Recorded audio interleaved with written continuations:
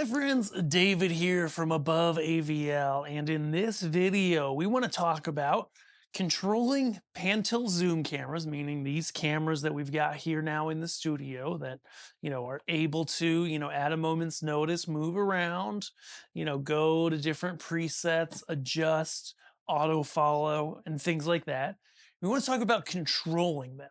Okay, because you might think, especially if you're new to PTZ type cameras, you might go ahead and be like, oh, okay, like, do I really need the physical controller, right? Because I mean, the physical controllers can be really nice. Like, I've got one here. It's quick and easy to set up the cameras. And then once they're set up, going between different presets, enabling you to just go in here and adjust the zoom, move them around is really quick and easy on a controller like this. These controllers aren't expensive, but especially if you're only buying one or two cameras for your rig, you might go, you know what?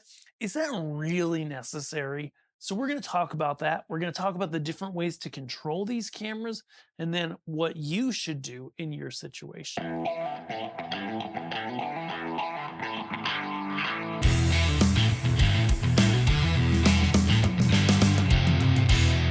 So first and foremost, most simply, is pretty much all these cameras. This is not one of these remotes. It's actually for the one overhead. They will often come with a remote like this. And if you are in a simple setting with a single camera, this may be all that you need. Okay, you can get into the menu on it and adjust things. I do recommend, at least for the initial setup of your exposure and stuff like that, log into the web browser, set those things up. It's going to be easier. But then you could store presets and you can access them through the buttons on this remote. So if you're in a simple setting, a classroom, single camera, a simple IR remote that you point at the camera and hit might be good enough for what you're doing. You might not need any more. Okay. Next step, as I mentioned, is a PTZ controller. That's kind of the next option. Also hardware based. And so the benefit of this is that, this little guy here, which I mean, you see it, it's like, 8 inches by like 10, really small, power over Ethernet powered. In our last video where we talked about setting up a PTZ camera system, I show you exactly how easy it is to literally just plug in the cameras, plug in this controller, set some quick IP addresses on a computer, and Bob's your uncle. You're off to the races. It's really that simple. And so these are just really great. And the beauty of a controller like this is that it's just so simple to just go ahead and be like, okay, I want to adjust my exposure. I want to go ahead and I want to take this camera and I want to move it, right? I want to move it a little bit. I want to go ahead with this camera and I want to say we take the speed up and I go ahead and I'm like, okay, I need to move it.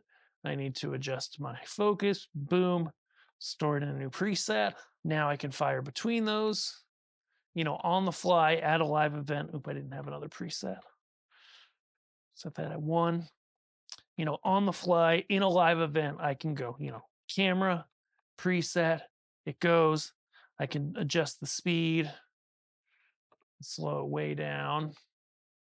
Zoom speed is also available through the web browser, but I can adjust all the stuff. I can move things. I can move really quickly and be able to work with things fast. So that's going to be a big benefit of a controller like this.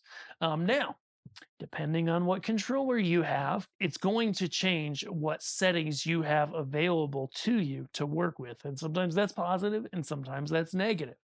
For example, I had previously worked with the BG Commander from BZB Gear. Nice controller.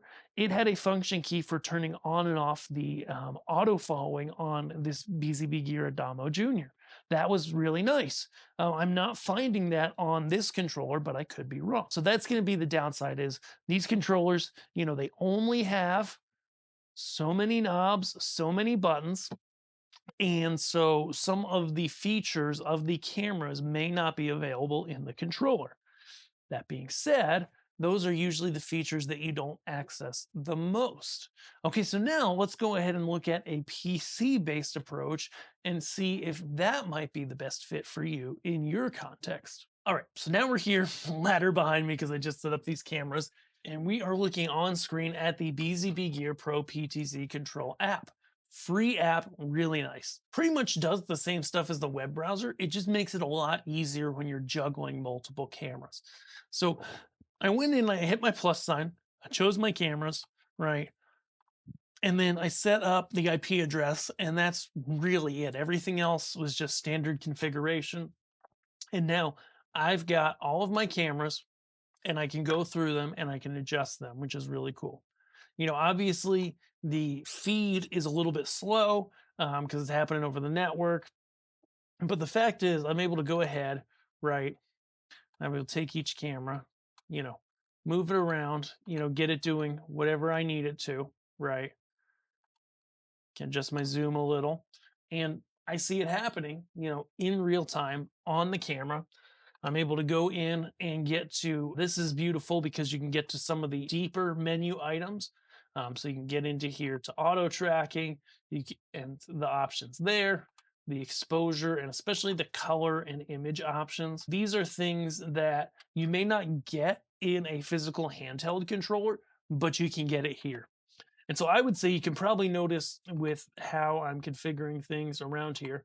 This is a handy tool for getting into those deeper network settings, and it can work as a control method for going between different presets on your different cameras. Here you can store a preset, right?